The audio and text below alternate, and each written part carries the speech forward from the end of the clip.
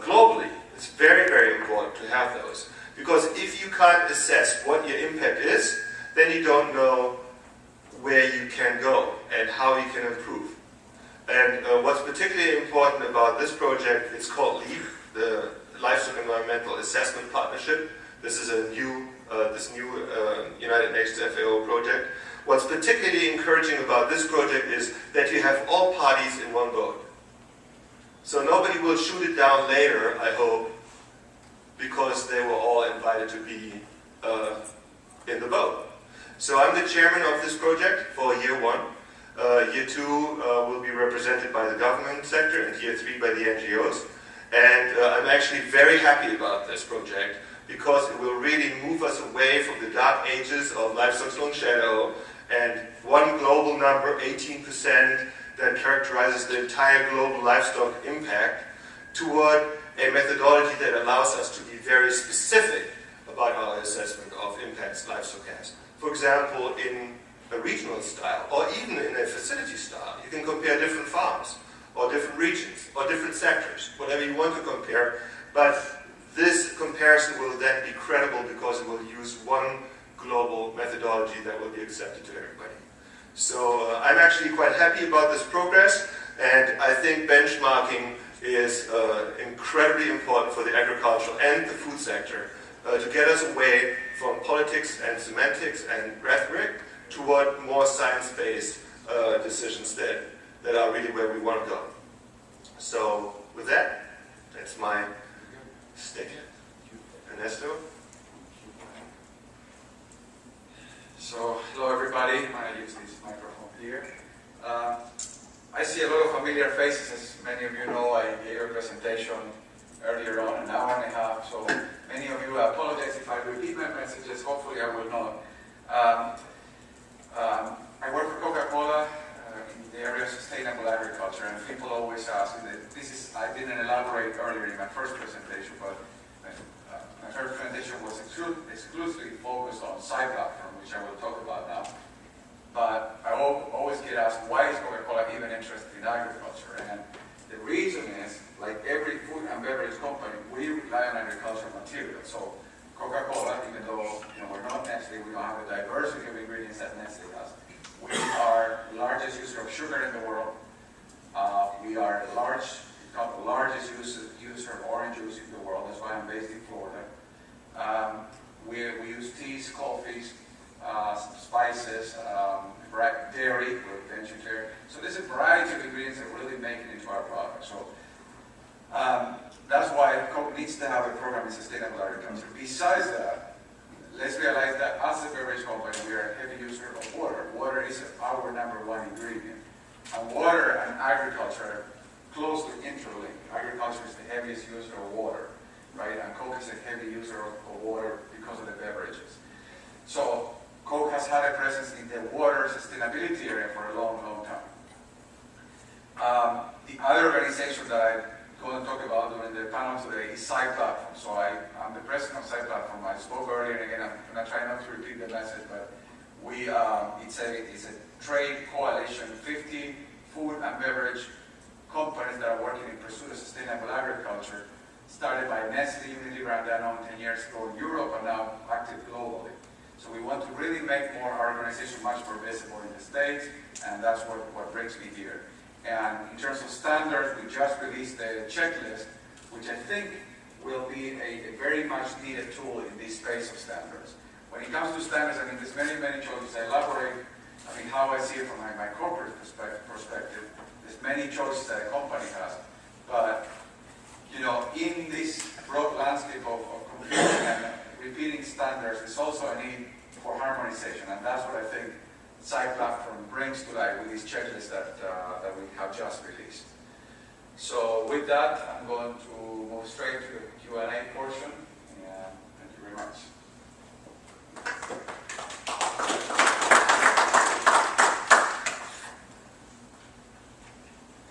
So far, so good?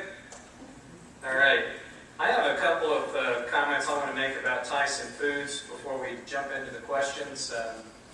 Just to give a little bit of perspective, if you go on the website, www.tyson.com, you will find our 4th sustainability report. It was published in February of this year, and I'm not going to bore you to death with any PowerPoint slides or facts and figures out of that report today. But I did want to cover a couple of topical items about Tyson just to give you a little bit of a center point on who we are. One of the things that we tie ourselves to when we talk about sustainability, we tie ourselves to our core values. And the reason we do that is we believe that it's really critical for us as a food company to lead with a conscience. And so we're very proud to be part of the food business, but at the same time, we realize the enormous responsibilities that come along with that. So if you take a look at Tyson's culture, you look at the people behind the company and what we really do, you will see that we are definitely defined by our core values, which emphasize truth and integrity. And those are very important factors to our corporation. There are two values that really come to life when it comes to sustainability. When we look at sustainability as a company, we also look at the importance of being a conscientious leader.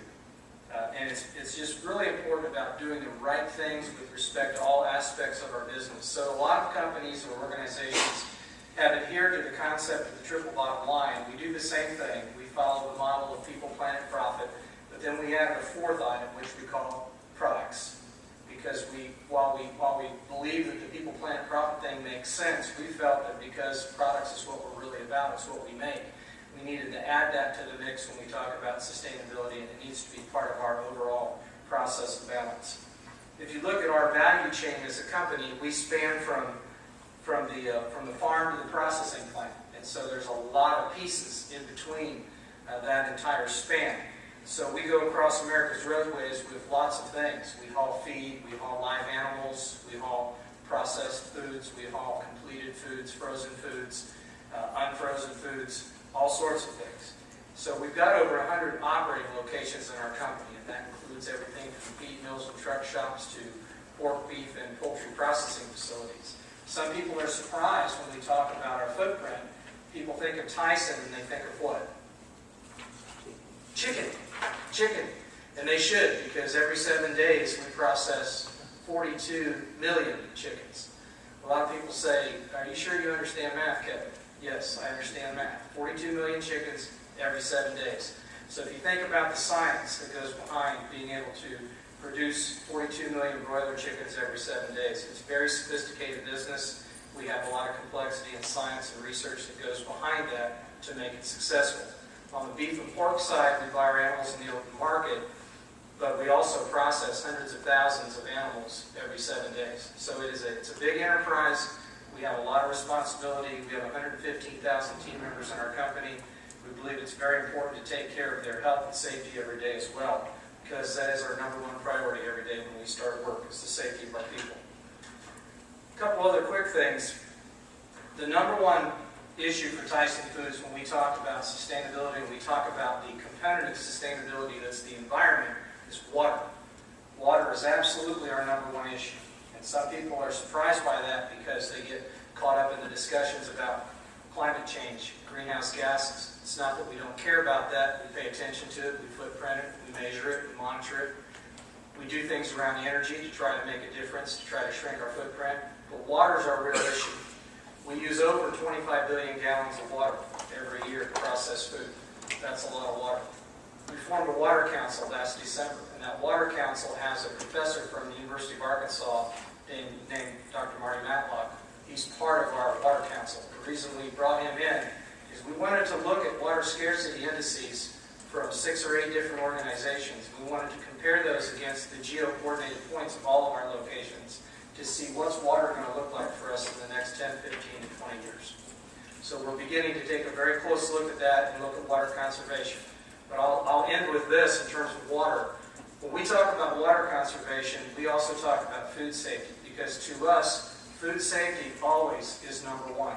So if we have to use more water today in a plant to make food safe, we're gonna miss our conservation goal today. That's our policy.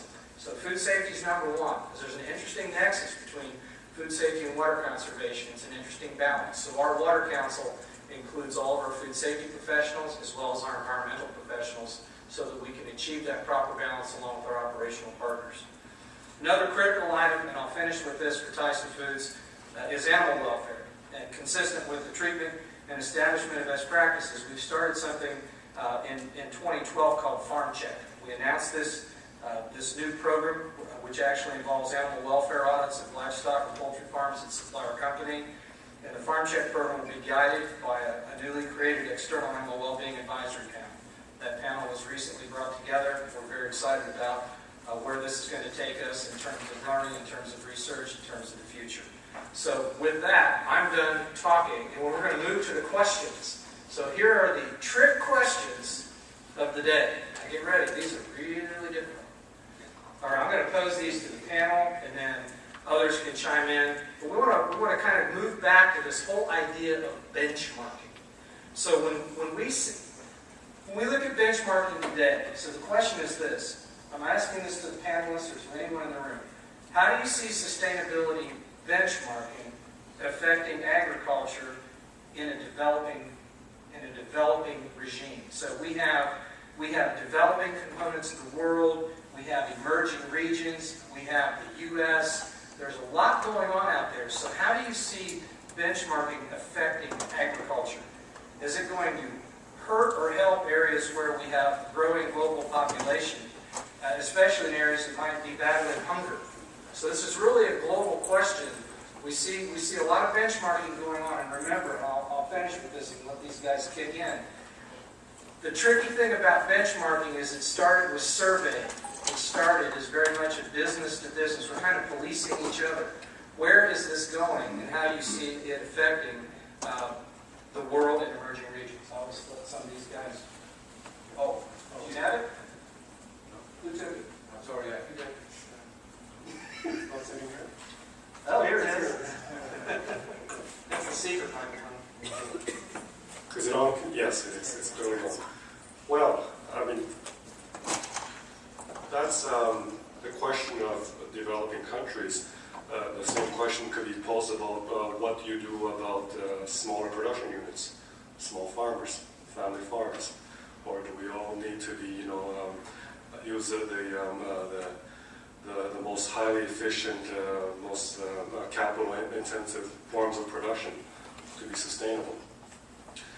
And the argument I was making earlier about the need to do this at a pre-competitive level is also basically the argument of making sure that we are inclusive and not excluding parts of the economy or regions of the world or people by economic level of development. Because I think it's absolutely clear that if we use sustainability as an excuse to raise trade barriers or whatever else we may, whatever terms we may use to couch them under, food safety regulations or disease control or whatever, then we're really going to be tying our hands behind our backs, basically in terms of the well-functioning of the world trade system. But I sincerely believe that we will do the developing world a great disservice because they are already, we're already having a huge debate about climate change, greenhouse gas emissions, which, by the way, I think is really, without denying that there's climate change, it should be the simplest problem to solve, and we're not able to solve it at a global level. And so, how do we think if we can't solve the question of greenhouse gases, which are relatively easy to measure, how are we going to solve these other questions about water use, about land use change, about the sustainability of our production system? So really a plea to make this a game in which we all engage at a pre-competitive level in which we are inclusive, and that means, of course, making sure that the developing country is not unduly handicapped. Well, I would say that there are different answers to this question. First of all, the developing world is, of course, very, very diverse. So we can't really compare, let's say, Malawi with emerging countries because we have very different production styles. We have farmers that are really small. We saw an example today of this lady with her 6 cows. Well, this lady might not really care much about benchmarking. But overall, her country might care about benchmarking and finding out how all the dairy farmers in this country, or all the livestock livestock producers in this country, or all agricultural producers in this country, can get products cooled and to the processors in a quicker fashion and to the market in a quicker fashion, so that we don't see 30 to 50% food losses occurring as we heard today. To me, this is really one of the most alarming issues in the developing world, that there's so much food not reaching the consumer because it's lost either on the field or during processing. And I think this is really where governments really come into play, where their responsibilities lie. Many of those developing countries don't have large companies like Tyson's or many of the others, Kraft and Nestle and so on, that have the resources to do benchmarking. But in those cases, governments are really on the driver's seat and should really facilitate benchmarking. The reason why benchmarking is so important is because you help to quantify where are the issues, where are the 800-pound gorillas that need to be worked on first. And without knowing that, without quantifying, we can't really go into finding solutions, and that's why benchmarking is so important. Thanks, Frank. So I'm going to pick up on something that Frank just said, which I very much agree with. Is you mentioned the example of this lady today, and she might not care about benchmarking or standards, and that's absolutely accurate.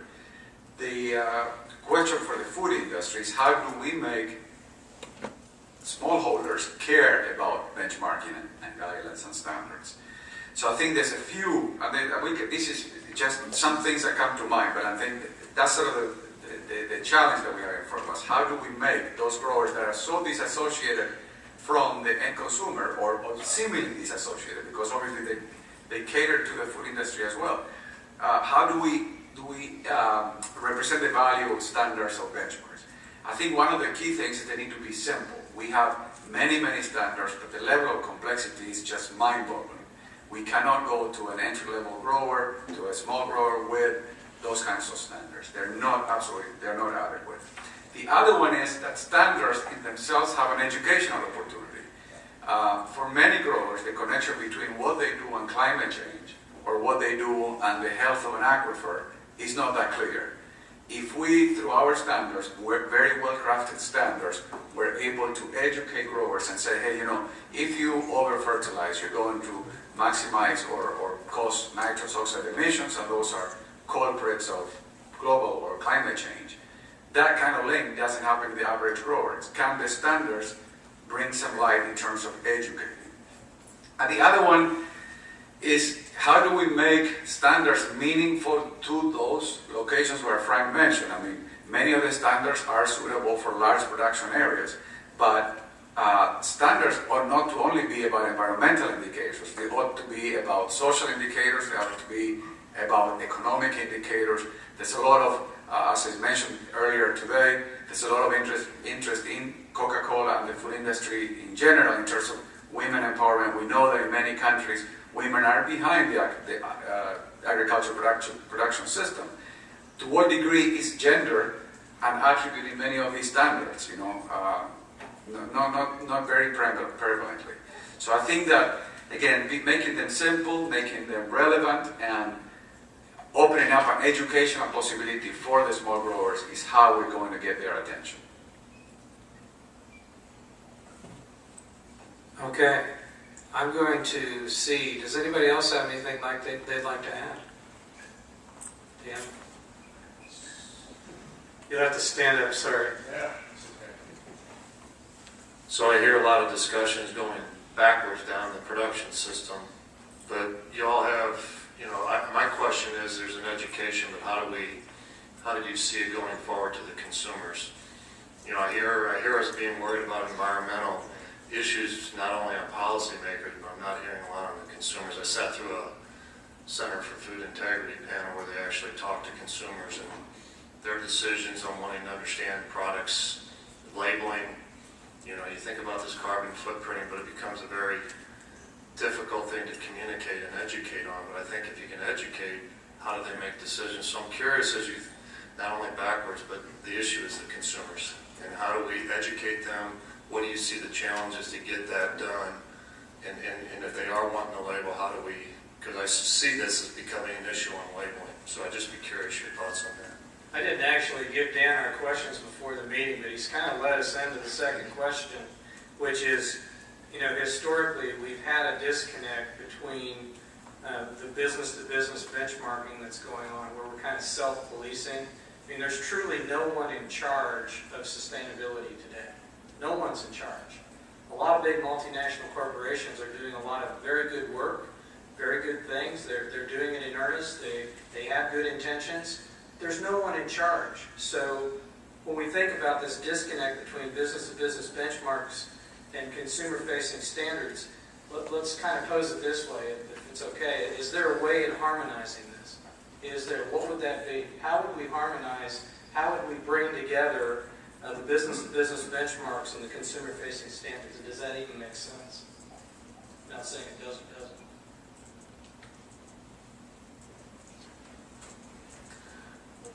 Well, I come from France, where some of the big retailers have been experimenting now for a while on labeling, environmental labeling. And so this is a land of, well, you've heard these examples before, fair trade, coffee, fair trade chocolate. But now we have in the biggest frozen seafood chain, it's called Picard, we have these labels for biodiversity. And the label goes something like this: the more land area that's required to produce a product, the more it has an impact on biodiversity. So as a consumer, you have to sit and think about that for a second. And so does that mean I want to have you use more land or less land? And isn't that a little bit counterintuitive? I know from the livestock example that actually pasture land, grazing animals, that's very extensive. So it uses a lot of land. But it uses a lot of land that we don't have another useful economic value for. And is a great contributor to biodiversity. One of the biggest sources of biodiversity you can find. At the end of the day, how many labels are we going to manage to, how many standards, how many numbers are we going to be able to manage to put on a product label? We buy a chocolate bar, does it have to be the size of a chalkboard to fit all the different numbers that we want to put on there? And at the end of the day, I've seen all kinds of survey results. Basically, of course, with a survey, you got to be careful how it's designed. So you ask your average consumer, do you care about the environment? They say yes. And would you pay more for it? Of course I would. And then you actually track their behavior and see what they buy. And do their actions match with their words? And usually they don't. And what is the conclusion that we can take from this? Consumers, well, let me try this out on you, and you can tell me whether I'm on the right track or not. Consumers want us to care. All right, this is clear. They want us to care, so we need to show that we care. But is the best way to show that we care by overloading them with information? Or is there another way that we can benchmark our activities to show that we're doing the right thing? We can have all the numbers, all the backup data that we need to show them if they want to see it, but do they need to see it on the label of every product? They want to be able to trust us, I think. And so it's a real question we need to pose to ourselves. How do we accomplish that? I think what you just said is absolutely on. The consumers more often want to know where their food comes from. And they want to trust that whatever they are consuming has been raised in a humane fashion, in an environmentally benign fashion, in a food safety safe fashion, and so on. But do they really know what goes into these things and how food is produced? The answer, in my opinion, is a clear no. The vast majority of consumers, particularly in the developed world, has no clue where their food comes from. I teach a class with 250 California students. They are just about the finest we have in the state. I can tell you the vast majority of them don't have a clue where their food comes from. So if we now pack a bunch of labels onto every food item, will that make a difference? I don't think it will. I think what really makes a difference is that agriculture needs to do a much, much better job communicating how food is produced, being passionate about how food is produced, and educating people how food is produced, and inviting them to see how food is produced. Oftentimes, agriculture stands in the corner and fights everybody off and says, you know, we know what we're doing and stay out of our business. And this is not the way that agriculture should operate these days. They should be open and they should be transparent because people need to be able to trust. Do they want to know all the nitty-gritty? I don't think they do. They want to be able to trust. And currently, they oftentimes don't trust. And that is the number one objective, in my opinion, for all of agriculture, to regain that trust. So the panel is very much in agreement on this one. I think that we all talk about this risk of information overload. You just pick up an item from the grocery store in your immediate overload of information. How much can the average consumer digest out of that? How much can they interpret out of that? I mean, it's not a matter of you really putting a label or putting a figure on the label, but it's the interpretation that takes place in consumer minds. And I just, thought about it. I don't know if you recall it, a few years ago, in a lot of food products, there was an ORAC label put on them, which represented the antioxidant capacity of that. Well, for the longest time, we as average consumers thought that if we consume products higher in ORAC, would be safe from cancer, right? So people would pack up on everything that was higher on ORAC. But then soon researchers themselves realized that the in vivo implications for high ORAC value were very questionable. I mean, something could test very high ORAC in the laboratory, but didn't have any much of an in vivo implication. So I think that raises the risk of giving consumers more than what they really know and can interpret.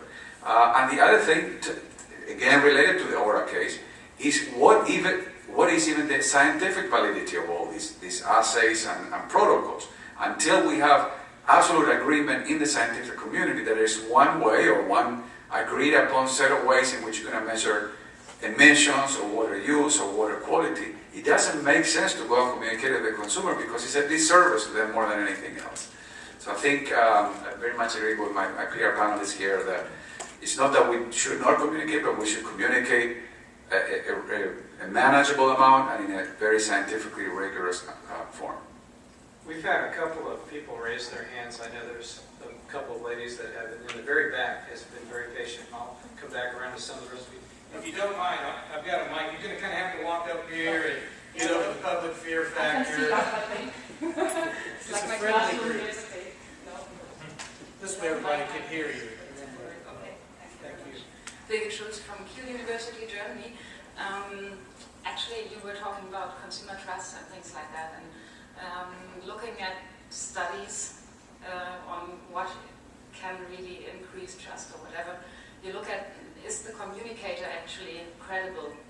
And can a company be really credible in saying that they are not cheating, they are doing everything right? I think, well, there are limits to that. And that's why I think we see all these stakeholder involvement, actually, and the NGOs being involved in standard development and also just being also communicators, probably even standard owners, or like we see in animal welfare in Germany, or also like really only communicators, supporters of different standards. We see that in MSC, for example.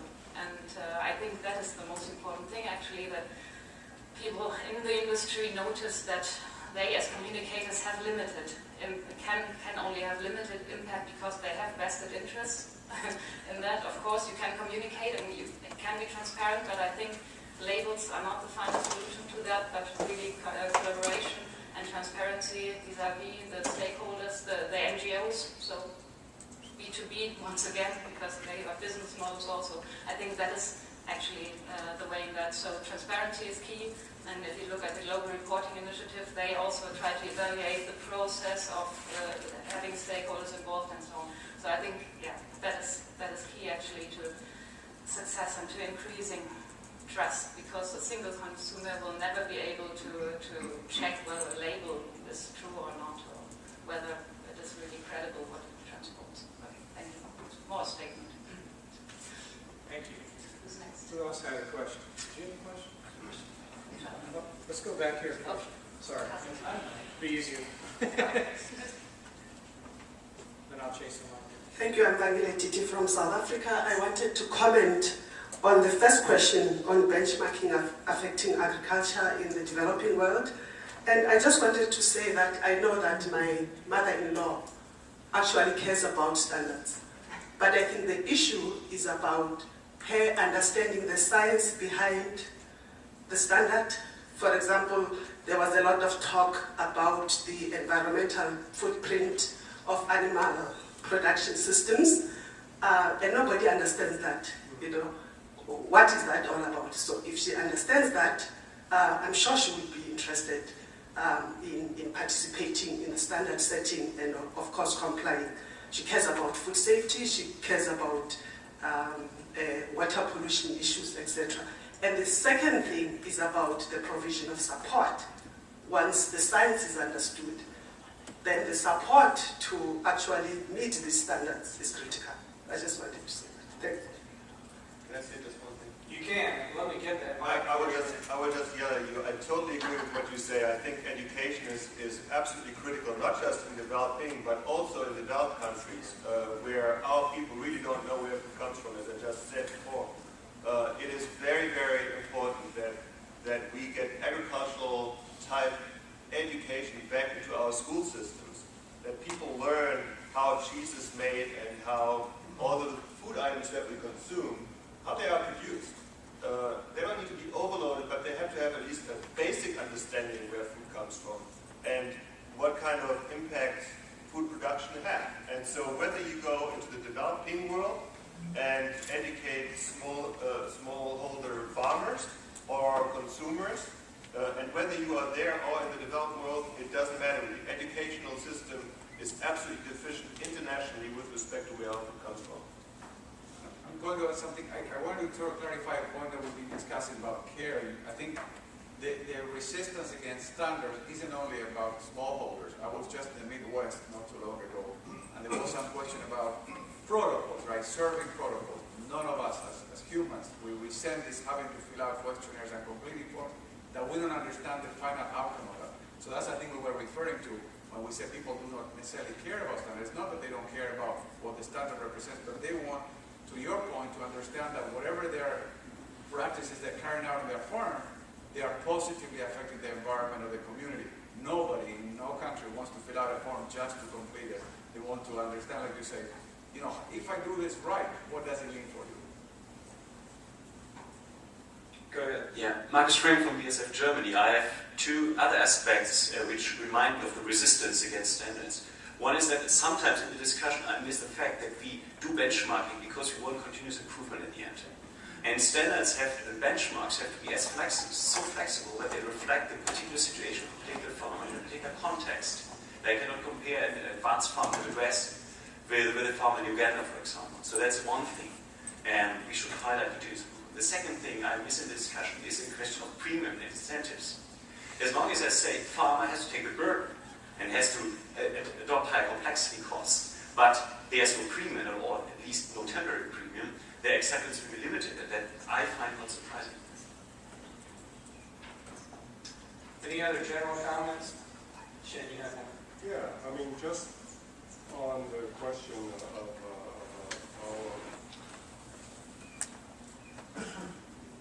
yeah, just on the comment that was just made by the gentleman here from BSF about how do we use standards.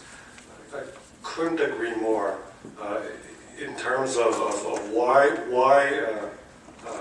do we have standards. It's so that farmers can look along their production system so that we can identify hot spots and that we can make improvements over time. And the competition, the one you're measuring your performance today with your performance yesterday. Did you do better? And you're going to measure your performance tomorrow with what you did today. So absolutely right. That's what I mean by this must be done in an inclusive way at a pre-competitive level. And this is exactly the way that it's being done In the National Beef Cattlemen's Association, for example, they have very sophisticated calculators, environmental calculators. Also, the national pork producers are also doing the same thing. And producers, so tools are put online, on the web, what have you. Training is provided. Producers enter their own information, and they're the only ones that have access to that. And they can track themselves through time.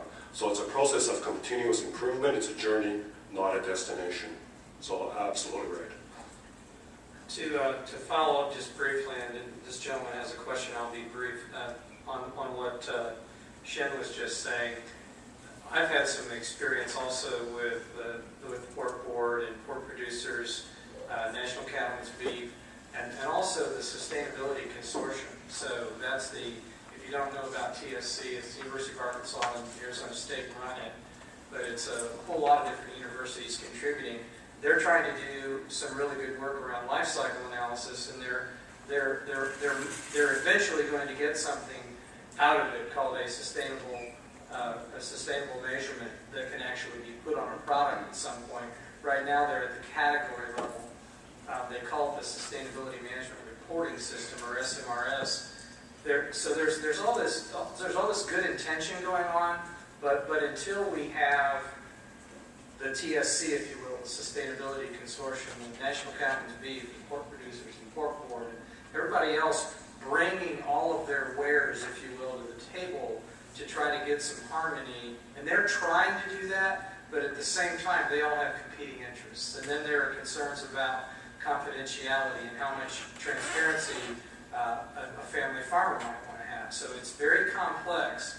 I think standardization is somewhat of a dream at this point. That's my personal opinion.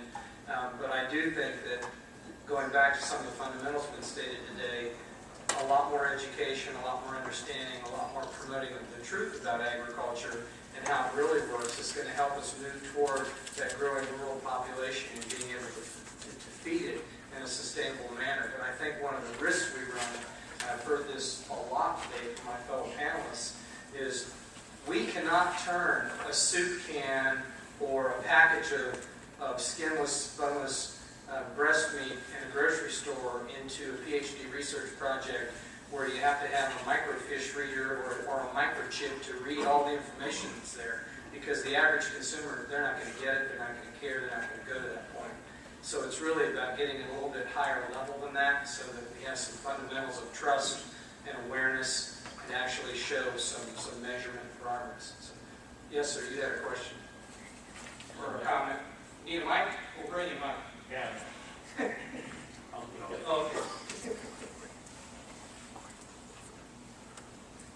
I have maybe an unusual question. A comment, and it probably doesn't sound like it fits the panel, but I've been here for 2 days now, and the conference ends tomorrow, and I haven't heard this come up, so I'm going to challenge you on it. I work for CHS. I'm head of the foundation in corporate giving. One of the areas that we fund is in ag safety. I also serve as the chair of the board of the Ag Safety and Health Council of America, and we are hosting a summit in September that's focused on how do we feed 9 billion people and provide energy and do it safely. So the relevance to this topic is, if I'm sure maybe many of you are familiar with, is this ringing? The Harvard Business Review's article that Porter and Kramer did a couple of years ago, in which they talked about the next generation of corporate social responsibility, and they pointed out that companies can no longer get away with doing whatever they do and then pay for it later through charity or whatever. Ironically, one of the examples they used was agriculture. And so they're pointing out that, an example of an industry that's at fault is agriculture, because they do these things to the environment, to the workers, whatever, and then they come back later and try to fix it. So the reason I want to raise this here is, this has not come up at all here. I was at the Farm Foundation Roundtable a week or so ago, and we're all talking about this massive increase in agriculture. But when we do that, we're going to be doing it, there will be a lot of deaths for one of the most dangerous occupations in the world, right? Just, and injuries and the work, the cost, the insurance companies and everybody else. So I know Mr. Iguid, you mentioned at Tyson's that safety was a key part of what you do in the livestock industry and anything. The whole workforce is going to have to change. And, I have this fear that it's sort of along with what the fellow was talking about, the meat industry getting beat up. At some point, we're going to have the public asking us why we do what we do in the way we would do it and allow so many injuries. 60 Minutes did a story that went below the radar. The Department of Labor tried to make some changes, but no one is really talking about the fact that we've got to become more aggressive in making sure that we have a safe industry. So I'm curious if anybody would be willing to comment on it. What are you doing in your companies to address worker safety or safety as part of your sourcing of products? I can certainly comment on that from Tyson's standpoint. Worker safety is the number one thing we focus on in the corporation. A lot of us have these long, lofty titles. Mine is, Chief Environmental Health and Safety Officer, and that comes with a special prize. I get to talk to the board every year. And what I don't like doing is going in front of the board and talking about some horrible thing that's happened, like an amputation or a loss of life, and these type of things that in fact do happen. So we put a lot of emphasis on worker safety from the very day people come to work for us. We have a lot of constant campaigning and messaging that's changing all the time to stay up with safety. One of the things we found in the last 3 years, as simple as it sounds, we started a very simplistic campaign that's easily translatable into multiple languages, which is also a challenge. It's called I Got Your Back, and it simply works like this. If I'm working on a production line with these three gentlemen to my left and your right, we've all been trained on the safety standards for our jobs. We're all familiar with the job safety analysis for our position. We're all very clear on the hazards within the zone in which we work. We're clear about the hazards that exist between walking from our car in a parking lot to where we might change our clothes in the morning, and then from where we change our clothes to our work post. Okay, what I Got Your Back is about is if I see Frank doing something that I don't think he should be doing, I have the responsibility, the personal responsibility, I have the knowledge, I have the right to walk up to him and say, you know better than to do it that way, you're going to get injured if you keep it up. On the other hand, what if Frank and I don't get along really well? And I know that approaching him that way, even though I mean it and I care about him, would result in some type of a confrontation, be it verbal or perhaps even worse.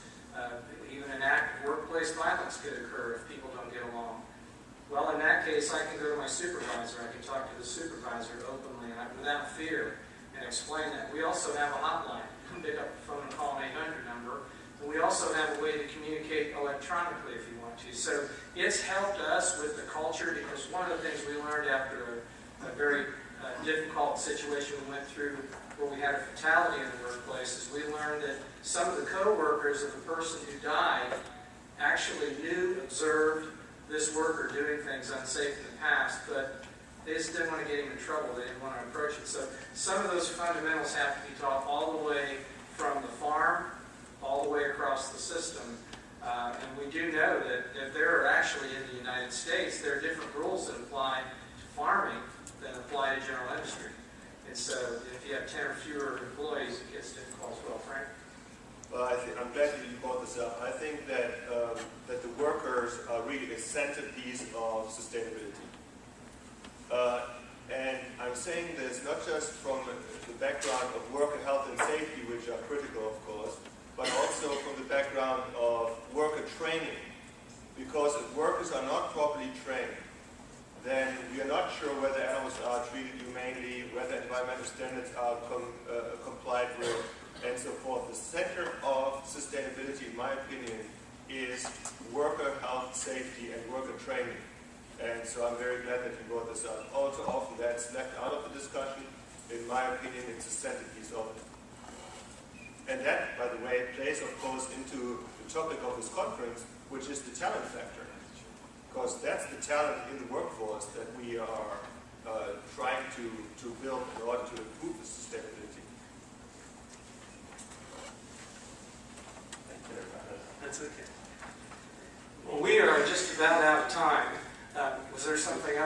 Sure. We'll make some time.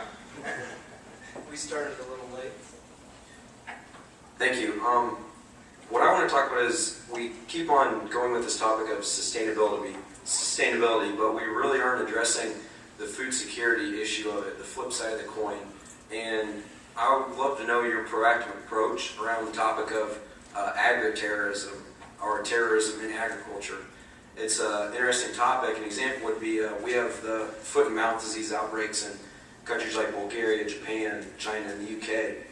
How are you protecting the supply chain, either domestically in your countries or the supply chain in general, where an outbreak with someone taking a rag, wiping it in an infected animal, and flying it back to the U.S., let's say, could destroy not only your company's reputation if that outbreak went into one of your production facilities, but also it could collapse the entire U.S. meat trade market. So I'd love to know your questions on that, or comments. We gotta get the microphone back, sorry. Probably need about 3 of these. Thank you for your question. Shen, did you have a comment you wanted to make? Well, I don't have an answer to your question about agri-terrorism, but I certainly want to say that we take very seriously the work of the World Animal Health Organization, the OIE, that is precisely set up. It's an intergovernmental organization. Basically, practically all countries in the world, with a few exceptions, belong to that, in which there is a system of veterinary surveillance in every country. So there is a system of reporting, and there are SWAT teams set up to deal with animal disease outbreak. Agri-terrorism, I can't specifically comment on whether they have a specific plan for that, but the point is that this is indeed, in a globalized world, this is indeed something that has to be managed, has to be taken very seriously. So, yeah, just to add, Coca-Cola is relatively, that problem doesn't quite translate the example you just mentioned to our supply chain, but I think it all boils down to robust testing protocols. I mean, we have in our juice, we're leaders in the juice industry, and we have reported issues even to the U.S. government when we detected them. So I think it falls within each company's responsibilities to have a robust testing protocol for any kind of threat. So I don't know, we're running out of time here. Yeah, we are very tight on time at this point. That's a good question about the agri-terrorism. If you look at the U.S. system, there are a lot of checks and balances in place, not only to protect against those types of activities, but also there's a lot that goes on just around the general safety of food and the general biosecurity on farms. You don't find people wandering around on farms. I'll just give a 30-second story. We had some officials from the United States Environmental Protection Agency show up a couple of years ago at some poultry farms that contract with our company. They showed up out of the blue. They just thought they could, march right in their work boots and take a look around at the chickens and do what they wanted. And we put up a big, whoa, hold on, we got to have a long talk here. You have all kinds of enforcement powers and authority, but you can't just march on a farm. There's issues. You got to talk to USDA. And we worked it out in a very friendly way, and it actually turned out to be a very proactive deal. But it taught a lot of people about the sensitivities around biosecurity on farms. Now, in terms of bioterrorism, there's certainly a lot of talk among the ag community, not only at the academic level, but in the state extension agencies. There's a lot of communication that goes on around the kind of things to look for, things to watch out for, so that tampering is not something that happens. And we've not seen mass outbreaks of any kind of animal disease that would be coming from some type of terroristic act at this point, at least none that I've read about in the U.S. I think to wrap up, we'll just take a quick closing comment from each person, and then we'll let you go. We've probably got other meetings to go to. Thanks, Kevin. So the closing comment, I think we discussed a lot about standards and benchmarks, and I think there's a very good question looming, I think, in the minds of most of you is, to what degree do these standards track the outcomes of what we do on the field, right? We can be using certain best practice. How do we know what does it really mean for the environment, you know? There's a lot of discussion centered around that, and there's a lot of proponents saying that, you know, only standards that tell us this story, that tell us what the impact is, are good ones and robust. And I beg to disagree with that. I think that those are great indicators and protocols. Coke is very active in working, I mentioned this morning, in field to market, which is, Kevin, you mentioned some of those efforts as well. Understanding again what are the environmental impacts of a lot of these agricultural practices. However, a lot of those impacts assessments aren't developed yet. We need a lot of country data that's not available. We need a lot of algorithms that aren't developed yet. So how do we bridge that gap? How do we, talking to this lady there, you know, how do we educate growers that do not understand what the impacts of their practices are? Let's start with something more rudimentary.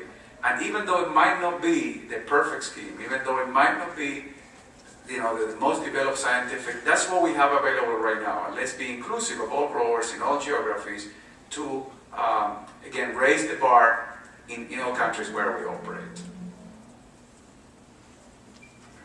Yes, I think I'd very much like to echo that last statement, that we must really do this in an inclusive manner, so that we're doing this at the pre-competitive level. Because, you know, we're talking about sustainability, and can we in this room, you know, as qualified and as educated as we are, do you think that if we actually were to very specifically define sustainability, do you think that we would be able to agree, those of us in this room? You know, that's a serious question. You know, so sustainability means different things to different people, depends on their economic background. That's very important. Are you a developing country? Are you more worried about where your next meal is coming from than whether you can afford the new iPhone? You know, I mean, so it's a very, very complex thing, and yet we can't just throw our hands in the air and say it's too complicated and we don't do anything about it. We need to move ahead. We need to move ahead with the tools that we have on hand, and we need to make a commitment to a culture of continuous improvement. So it's the journey, not the destination. That's the sustainability game, at least seen from my perspective, working on behalf of the meat industry, working on behalf of our other partners in the feed industry, in poultry, in dairy. And really, this is the way to move forward, because what is the alternative if we continue each working in our own corner with our own standards, with our own idea of sustainability? The alternative is that our discussions, our trade relations become more complicated. And we want to, in this globalized world, to make those things more harmonious. That's what we need to have food security and feed 9 to 10 billion in 30 to 40 years. We need to work together. Well, I want to close up with an analogy. Just imagine that all the different car manufacturers in the world would use their own methodology to test horsepower, to test performance of their vehicles. Everybody would use their own methodology and they would not be the same. It would be total chaos. Total chaos. Everybody using their own odometer, everybody using their own metrics for their engines and transmissions. And of course consumers would never go for that. But that, ladies and gentlemen, is exactly what we're doing right now in the agricultural sector. All the big companies come up with their sustainability indices, with their benchmarking methodologies and so on. And in my opinion, that is precisely what we don't want to do. We want to use this enthusiasm from all around the world and all the different companies and countries, but really arrive at common methodology and harmonized approaches. If we don't get there, then we continue to be in our little silos, and that's not where we need to go.